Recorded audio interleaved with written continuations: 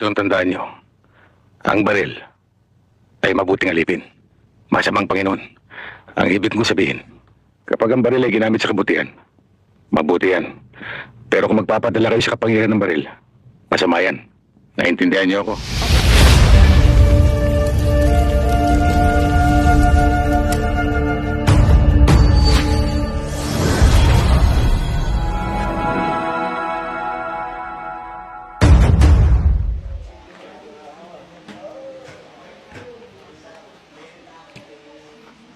Alright, good morning, Top Firing Range. Kasama ko si Utol Bogart Turer ng Protection Agent and Security Group of the Philippines. At pag-usapan natin yung nakaraan na video ko na binash, no, Tol, no?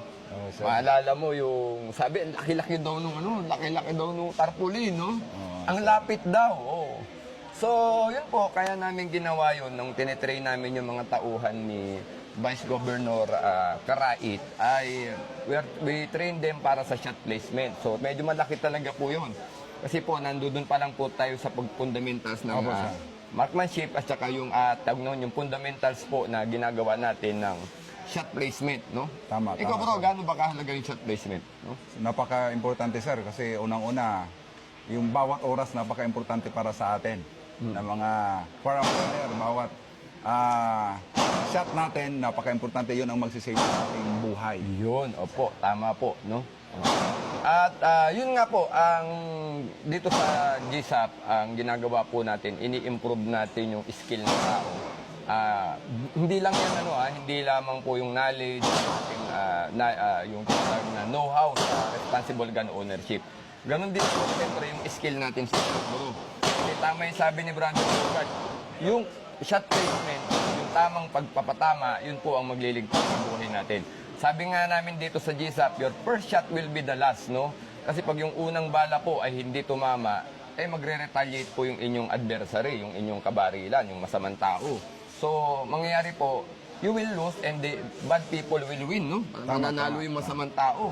So, wala na pong purpose yung pagdadala natin ng baril kung hindi naman tayo isi-save nito, di ba, Tol? Tama. So yun mamaya, ipapalabas natin, i-review natin itong Beretta, no? Gagamitin natin yung target natin na simulation. Ililigtas natin si Sister, si Nurse Siri doon sa terorista mamaya at gagamitin natin ang Beretta M92. Yun lamang po, maraming salamat po, Gun Safety Advocates of the Philippines. Magandang umaga sa ating lahat. Magandang umaga po sa ating lahat, mga idol natin, mga kapatid natin sa PASGP GSAP.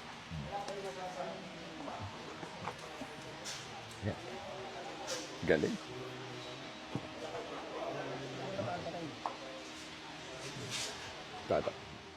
Good morning mga idol natin dyan and followers natin, mga kapatid natin sa PASGP GSAP at sa GSAP.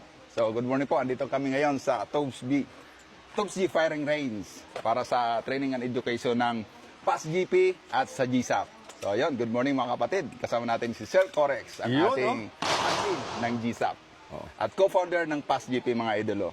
Yan. So yun. So, ang gagawin natin ngayon, mga kapatid, ay babalik ulit tayo dito sa binash natin na target, no? Ito si Nurse, Bergie, no? Ang ating simulation target, no? So, yun, nung nakaraan, ang laki-laki daw, no? Ang laki-laki nung ating binaril, no? Opo, malaki po talaga yon dahil nagsisimula pa lang po tayong mag-aral ng shot placement. Pero this time, medyo maliit na ito, no? So, pag titignan nyo, so itong makikita nyo, reference natin yung magazine ng Beretta, no? So, ito yung reference natin ngayon, yung magazine ng Beretta, no? So, ganyan lang ang size ng ating 1.5 dito sa size ng Beretta magazine, no? Medyo maliit, no? Medyo maliit na siya, no? So, isang dangkal yung ulo, no? Halos sinlaki ng totoong ulo ng tao na yan, no? Pero hindi, kumbaga medyo maliit pa rin, no? Pero almost the same na ang laki. So yan, ang gagamitin nating baril ay yung ating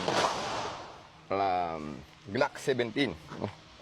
Pero hindi, kunin natin yung Beretta para mas maganda yung Beretta, no? Gamitin natin Beretta. Na ni Sir yung Beretta. This is Petro Beretta, Italy, no? Made in Italy. M92 FS, no? So, dahil wala tayong holster na dala ngayon ng Beretta, solo ready position tayo, no? So, hakbangan na rin natin para ipakita natin sa mga kasama natin na wala tayong daya, no? So, from here, hakbangan natin, ano? 1, 2, 3, 4, 5, 6, 7. So, more or less, this is 5 meters, no? So, are you ready? Lower the position. So, kailangan nating iligtas si Nurse Virgie dito sa terorista na ito. Ready? Up! Ready? Up! So, verify natin. Bullseye, mga brother, idol. So, yun, oh.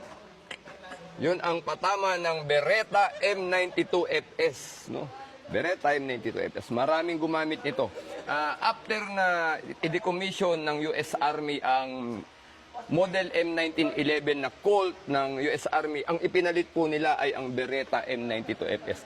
See how, gaano ka-effective itong baril na to. Very accurate, mga kapatid. Nakita nyo naman yung patama, no? So, are you ready? Standing by. Up! Verify natin. Verify the target. Grabe, oh. Sama tumama. Andun pa rin, oh. Andun pa rin, oh. Alpang-alpa, mga idol. So, that is Beretta M92FS, no? So, from low ready position, no? Ginamit ito hanggang sa Iraqi, ano, no? Yung ng Gulf War, no? Hanggang sa Second Iraqi Freedom ng US Army doon po sa Iraq, no? At sa ibang mga labanan sa mundo na nandoon ang Amerikano, no? Beretta M92FS. Dun pa rin. So, ayan, no? So, ang group natin ay ganun kaganda. So, ganun kaganda ang Beretta M92FS. O, nasave talaga natin si Nurse Cherry, no? Si Nurse Cherry. Nasave natin siya rito sa terorista na ito, no? Beretta M92FS, mga kapatid.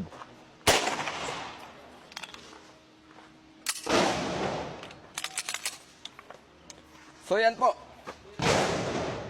4 ulo lahat, mga idol. So, Beretta M92FS, yung mga simulation target na ito, maliit na po ito ha, hindi na to malaki, no? So, ayan, at maraming salamat po rin sa mga nanood, dun sa mga sumusuporta dito sa ating target board na to, no? Ginawa talaga natin to para i-train yung mga kasama natin sa better shot placement. Magandang umaga po, Topsky Firing Range, Gun Safety Advocate of the Philippines. Mabuhay po tayong lahat.